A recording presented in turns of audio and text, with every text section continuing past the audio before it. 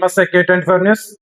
మంచిర్యాల జిల్లాలోని కోటపల్లి రాజారాం గ్రామంలో నూతన ఇందిరమ్మ ఇండ్ల గృహ ప్రవేశం కార్యక్రమంలో రాష్ట్ర కార్మిక మైనింగ్ శాఖ మంత్రి వివేక్ వెంకటస్వామి వంశకృష్ణ పాల్గొన్నారు.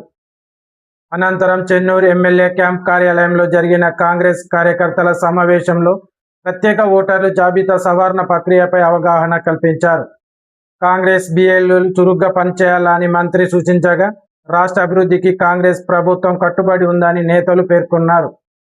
చూస్తూనే ఉండండి మరిన్ని అప్డేట్ కోసం K24 న్యూస్. ప్రతి ఒక్కరికి పేరు పేరున నా హృదయపూర్వక నమస్కారాలు. మనం అందరం చూస్తున్నాము, బీజేపీ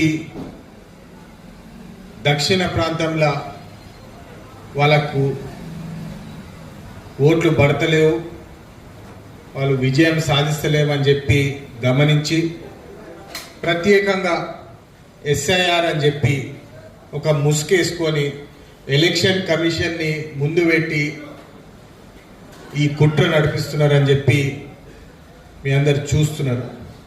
ప్రత్యేకంగా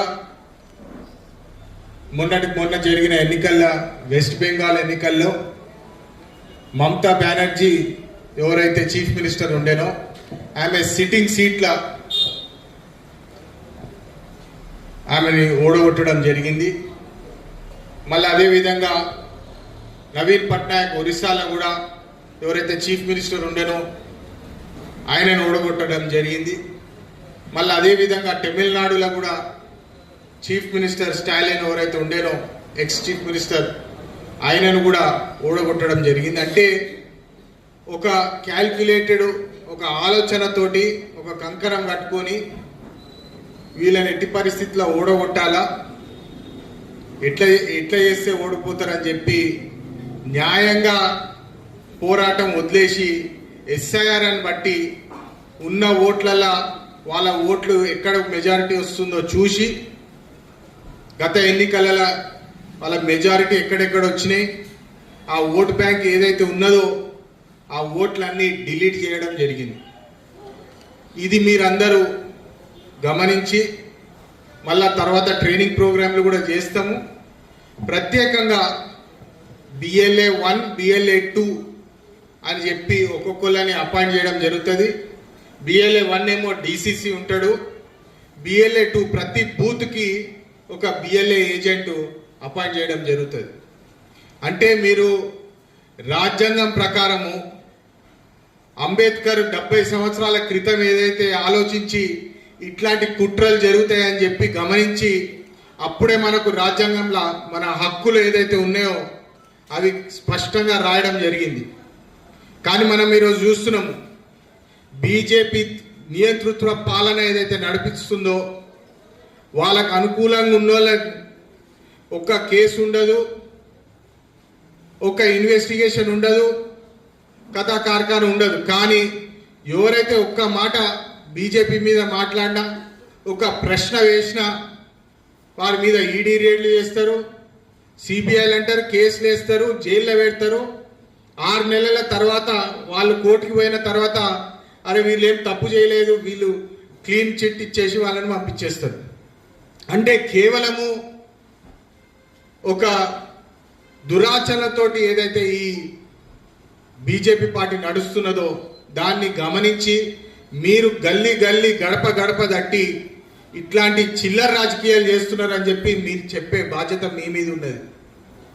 మీ అందరూ రీసెంట్గా నీట్ పరీక్షల మీద పేపర్ లీక్ మీద చూసినరా, న్యూస్ అంతా చూసినరా? మన పిల్లలు కష్టపడి నీట్ ఎగ్జామ్లు రాస్తే ఆ చిల్లర మంత్రి, ఎడ్యుకేషన్ మంత్రి మన పిల్లల భవిష్యత్తుతో ఆడుకుంటున్నాడు. పేపర్లు అమ్ముకొని బతుకుతున్నారు ఇవాళ బీజేపీ పార్టీ మంత్రులు అని చెప్పి మీరు అందరు చూస్తున్నారు. అది మీరు గల్లీ గల్లీ గడప గడప దట్టి చెప్పాలా, మన పిల్లల భవిష్యత్తుతో ఆడుకుంటున్నారు, వీళ్ళు కష్టపడి అభివృద్ధి బాటలో నడపాలని చెప్పి ఏదైతే మనం ప్రయత్నిస్తున్నామో, తల్లిదండ్రులు కష్టపడి పిల్లలను చదివించి నీట్ ఎగ్జామ్ లెక్క ఏదైతే కష్టమైన పరీక్షల్లో వాళ్ళని చదివించి ఎగ్జామ్ రాయిపిస్తే ఆ పేపర్ లీక్ అని చెప్పి చిల్లర పైసలకు ఆ మంత్రి అమ్ముకుంటారా? అది న్యాయమా? మరి వాళ్ళే ఈ SIR అని చెప్పి ఓట్ డిలీషన్ అని చెప్పి వాళ్ళ క్యాండిడేట్లే మన మీద రుద్ది మళ్ళీ వాళ్ళే మంత్రులు కావాలన్నా దేశవ్యాప్తంగా వారు రాజీనామా చేయాలి, ఏ హక్కుతోడు ఆయన ఆ కుర్చీలో కూర్చుండని చెప్పి ధర్నాలు చేస్తే ఆయన రాజీనామా చేయకుండా మీరు ఏమైనా చేసుకొని పో అని చెప్పి ప్రవర్తిస్తాడా? మళ్ళీ దాని తర్వాత సిబిఎస్ఈ ఎగ్జామ్ల రివిజన్లు కావాలని చెప్తే అక్కడ కూడా ఒక స్కామ్.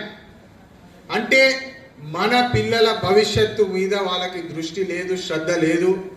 మీ పిల్లలు చదువుకోవద్దు, నాశనం కావాలా, మేము చెప్పినట్టే నడవాలని చెప్పి ఏదైతే బీజేపీ పార్టీ ప్రవర్తిస్తుందో దాన్ని తిప్పికొట్టే బాధ్యత మీలో ఉన్నది.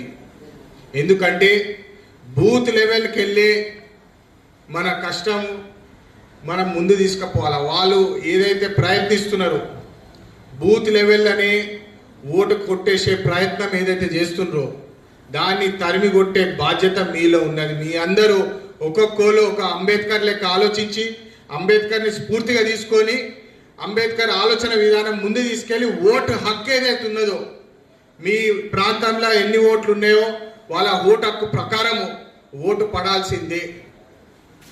మీరు ఈ ముచ్చట్లు ఏదైతే ఉన్నాయో ఈ ముచ్చట్లు తీసుకుపోయి తప్పకుండా మీ ఇంట్లల్లో మీ పిల్లలతోటి మీ బంధువులతోటి ఈ ముచ్చట చేయాల్సిన అవసరం ఉన్నది. బీజేపీ బీఆర్ఎస్ పార్టీ మన పిల్లల భవిష్యత్తు మీద ఏ దృష్టి పెడతలేదని చెప్పి స్పష్టంగా తెలుస్తున్నది.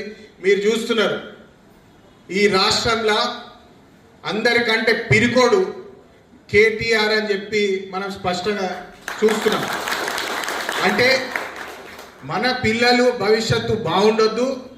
మొన్న ఏదో వీడియో చూస్తుండే నేను, ఏం చేస్తున్నారా ఇడారా 30 కేసులు ఉంటే కానీ నువ్వు లీడర్ కావరా అని చెప్పి బడకాయిస్తున్నాడు.